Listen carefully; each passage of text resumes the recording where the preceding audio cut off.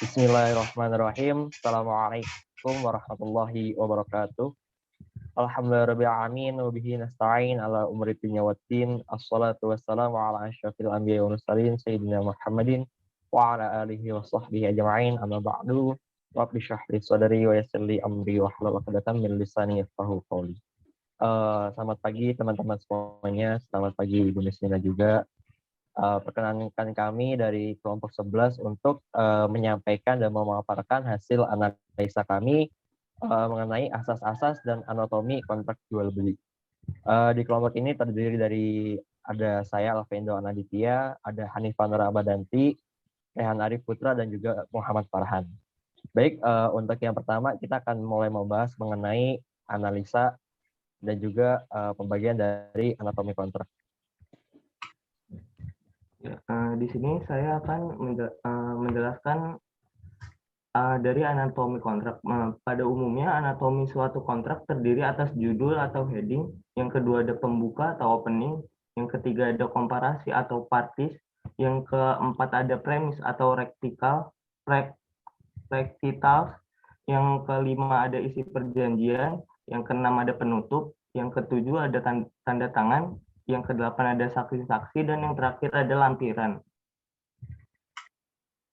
Baik, selanjutnya saya akan menjelaskan tentang arti dari highlight yang sudah dibuat oleh kami. Yang pertama itu, yang berwarna kuning itu berarti judul dalam kontrak jual belinya. Kemudian yang hijau muda itu adalah komparasi dari pihak pertama dengan pihak kedua. Kemudian yang berikutnya, yang berwarna biru toska itu adalah premis, atau sebab akibat. Selanjutnya, yang berwarna pink itu adalah objek perjanjian, atau seperti sesuai dengan di kontrak jual belinya itu adalah jenis barangnya. Selanjutnya, yang berwarna biru itu artinya adalah jaminan, klausa antisipatif. Kemudian, yang berwarna merah itu adalah harga barang yang termasuk dalam klausa transaksional. Selanjutnya, yang berwarna biru muda itu, biru tua, maaf. Itu adalah cara pembayaran yang termasuk dalam klausa transaksional.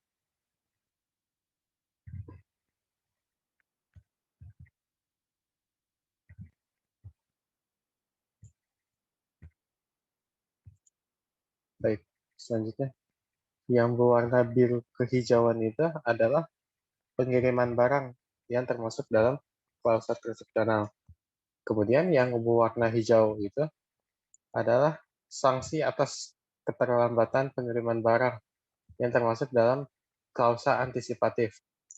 Kemudian yang berwarna ungu itu adalah force majeure yang termasuk dalam klausa antisipatif.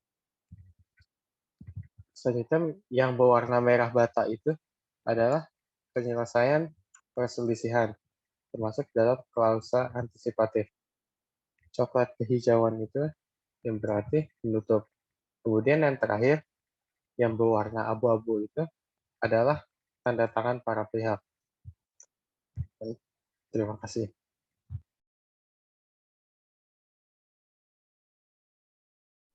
Baik. Analisa anatomi kontrak.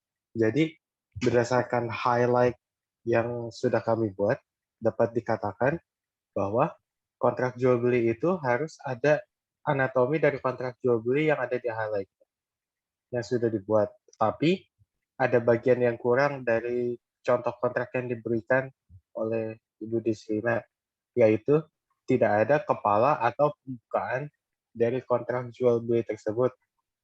Dikarenakan dalam kontrak itu seharusnya ada pembukaan sebelum komparasinya. Jadi dapat dikatakan itu kontraknya ini sudah benar dan jelas, tetapi hanya kurang pada bagian pembukaannya saja.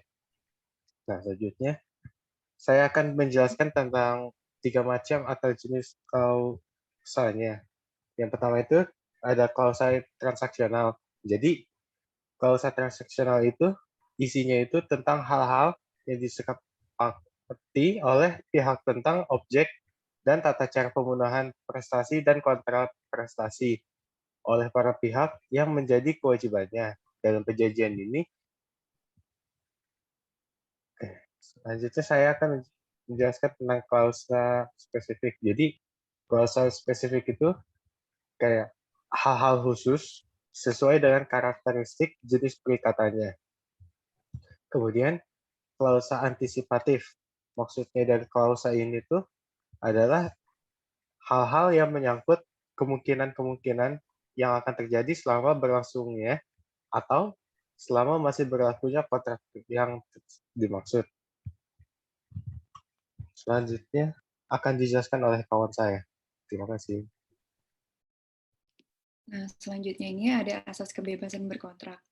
Asas kebebasan berkontrak ini merupakan suatu asas yang memberikan kebebasan kepada para pihak untuk membuat atau tidak membuat perjanjian, mengadakan perjanjian dengan siapapun, menentukan isi perjanjian, pelaksanaan, dan persyaratan, serta menentukan bentuk perjanjiannya, apakah tertulis atau lisan.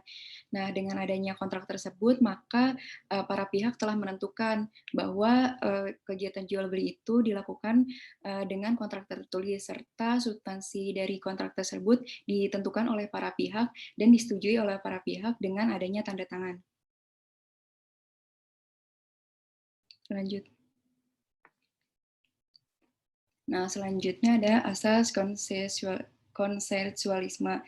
Nah, asas ini yang menjadi salah satu syarat sahnya perjanjian adalah adanya kata sepakat dari kedua belah pihak. Asas ini ditandai dengan adanya kata sepakat yang ada dalam paragraf kedua. Nah, kalau di gambar tersebut ditandai dengan di highlight dengan warna hijau. Lanjut. Nah, selanjutnya ini asas kepastian hukum. Asas kepastian hukum ini atau disebut juga dengan asas paskasan servanda merupakan asas yang berhubungan dengan akibat perjanjian. Asas paskasan servanda ini merupakan asas bahwa hakim atau pihak ketiga harus menghormati substansi kontrak yang dibuat oleh para pihak sebagaimana layaknya sebuah undang-undang. Nah, asas kepastian hukum ini ditunjuk secara rinci di dalam pasal 6 dan 7 yang mana di dalamnya memuat ketentuan-ketentuan dan juga sanksi-sanksi bagi pihak yang melanggar. Nah, kalau di gambar tersebut yang sudah di highlight berwarna biru.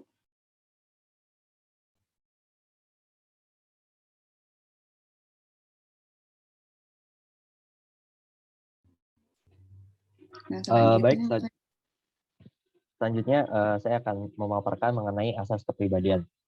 Ya, asas kepribadian ini ada asas yang menentukan bahwa seseorang yang akan melakukan dan atau membuat kontrak hanya untuk kepentingan perseorangan saja.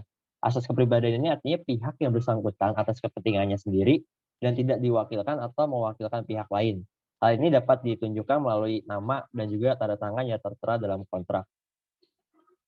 Selanjutnya.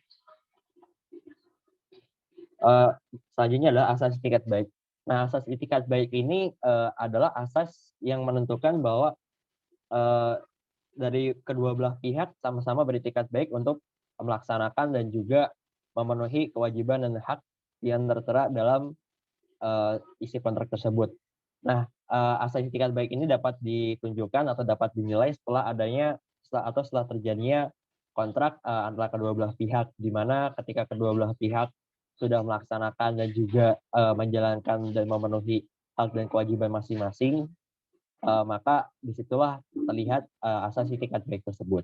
Nah, yang saja adalah ada asas kontrak sebagai hukum yang mengatur. Asas ini berarti bahwa kontrak yang telah disepakati bersama menjadi sumber hukum yang berlaku dan harus ditaati oleh kedua belah pihak setelah kontrak telah sama-sama disepakati. Asas ini dapat dibuktikan dengan disepakatinya kontrak dari kedua belah pihak serta menjadikan kontrak sebagai hukum dan ketentuan yang telah disepakati. Mungkin demikian pemaparan dari kami. Apabila kurang mohon maaf. Wallahu muwaffiq ila aqwamit thoriq. Wassalamualaikum warahmatullahi wabarakatuh.